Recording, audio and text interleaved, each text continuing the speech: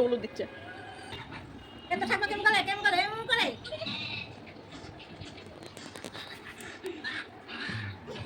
আজকে সকালে বানাবো একটু মামের জন্য ম্যাগি, তার জন্য এর মধ্যে বাটা দিয়ে দিলাম।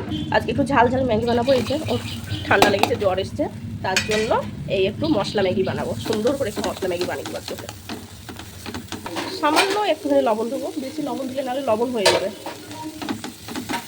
তাহলে দলা পেকে যাবে মশলাটা। এই মশলাটা দিয়ে দিয়েছি, এবার মশলাটার সাথে মিশিয়ে নেবো, তারপরে জল দিয়ে দেবো।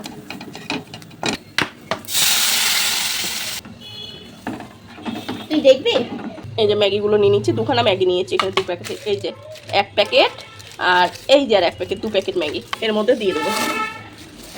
দিয়ে ফুটতে থাকুক, বেশি ঝোল ঝোলও করবো না, বেশি ইয়েও করবো না। এবার ঢেকে দেবো, বাটার দিয়ে দেবো, দিয়ে নামিয়ে নেবো। হয়ে গেছে এটা, এটা হয়ে গেছে, এবার নামিয়ে নেবো। এই যে ম্যাগি কমপ্লিট। এবার এই যে ম্যাগি হয়ে গেছে, ঝাল ঝাল ম্যাগি। ম্যাগি ধর কেমন ঝাল হচ্ছে জানি না। এই যে গুলগুলি এবার খাওয়া দেখলো, ও খুব খুশি খাবার দেখলো। এই যে ম্যাগি খাবে। এটা কে খাবে? এটা ও দেখাচ্ছে, দেখা কে খাবে এটা। গরম মুখে দিস না এখন।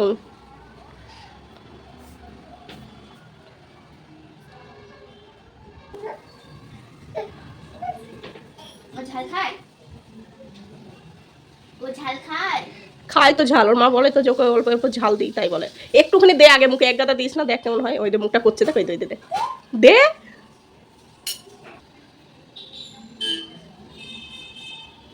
এখানে 5 মিশালি সুচি নিয়েছি। এই যে এটা ডাটাগুলো, সাদা ডাটা নিয়েছি, পটল, বরবটি, আলু নিয়ে নিয়েছি, সব এগুলো নিয়ে নিয়েছি, কেটে নিয়েছি, রান্না করবো। এখানে নিয়েছি কুমড়ো আর বেগুন। মাছ নিয়ে এসেছি, পটল আলু দিয়ে মাছের ঝোল করবো। কড়াই বসিয়ে দিয়েছি। আজকে প্রচণ্ড মেঘ করেছে সকাল থেকে, আজকে 10টা থেকে বৃষ্টি হওয়ার কথা ছিল, বৃষ্টি শুরু হয়ে গেছে, প্রচুর মেঘ করেছে আজকে। ভাত হচ্ছে, হয়ে গেছে, ভাতটা নামিয়ে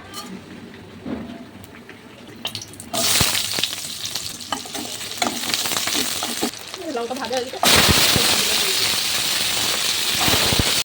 দেখো আজকে সকাল সকাল কেমন বৃষ্টি লেগে গেল, প্রচুর বৃষ্টি হচ্ছে। এই যে এত বৃষ্টি হচ্ছে, বাপরে বাপ। চচ্চড়ি পুরোপুরি কমপ্লিট হয়ে গেছে,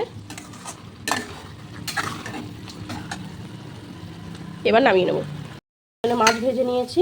এই যে আলু ভাজা হচ্ছে, আলু ভাজাও হয়ে গেছে, এবার পটলগুলো ভেজে নেবো। পটল ভাজতেও দিয়ে দিয়েছি।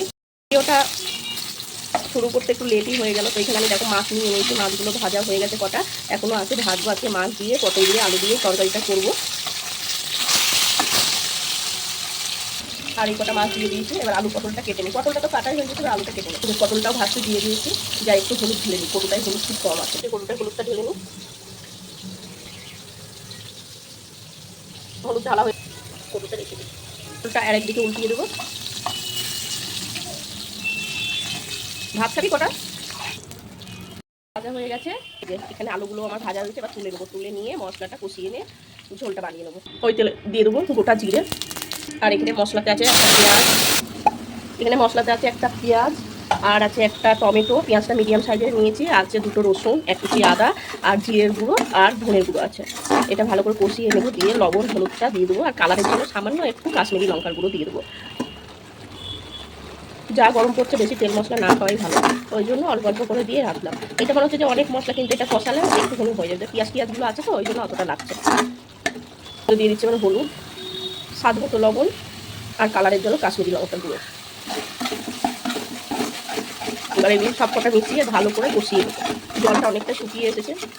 দিয়ে দেবো একটু সামান্য একটু চিনি। চিনিটা দিলে কি হয়, ঝোলটা বেশ সুন্দর দেখতে হয়, কালারটা সুন্দর হয়, আর উপরটা একটু জুসি ভাব থাকে, খুব ভালো লাগে দেখতে। ওই জন্য একটু চিনি দিয়ে দেবে কষানোর সময়, খুব ভালো হয়। আলু দিয়ে মশলা কষিয়ে নিয়েছি, এবার পটলগুলো দিয়ে জলটা দিয়ে দেবো। হয়ে গেছে আমার, এবার মাছের ঝোলটা নামিয়ে নেবো। এই যে আমার মাছ রান্না হয়ে গেছে, পটল আলু দিয়ে মাছ রান্না, আর একটা তরকারি আছে, এটা করলেই হয়ে যাবে। যে ডাল পুরি, দুপুরবেলা ভাত দিয়ে খেয়ে এটা নেবো। তরকারি, এটা স্যালাড, আর এই যে 3টে লুচি।